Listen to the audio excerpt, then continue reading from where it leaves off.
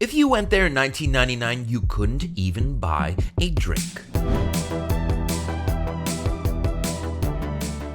Welcome to Then and Now, the series that brings Toronto's past back to life. I am Morgan Cameron Ross. Today we're talking about a neighborhood in Toronto called the Junction. The neighborhood we call the Junction is right here in Toronto's West End. It's called the Junction for fairly obvious reasons. The train tracks.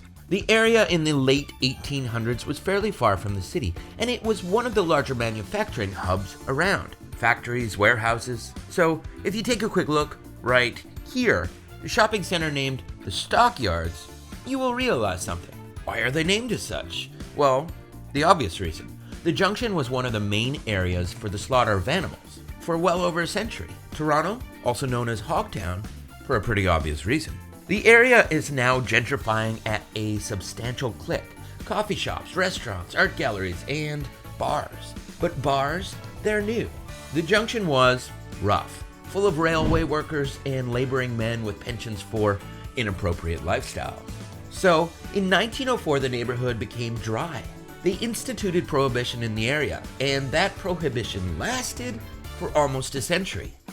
Now, although some of the Junction was allowed to drink as of the year 1997, but the majority of the Junction wasn't legally allowed to buy alcohol until the year, drumroll please, 2000.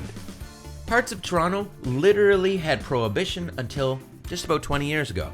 Here is a quick look at one of the Junction's main intersections and buildings, the Campbell Block, through the last century, right at Keele and Dundas. It has, to some extent, shadowed the neighborhood, in good shape sometimes, and other times rough around the edges. These days, the whole neighborhood is tidied up much more than it had been.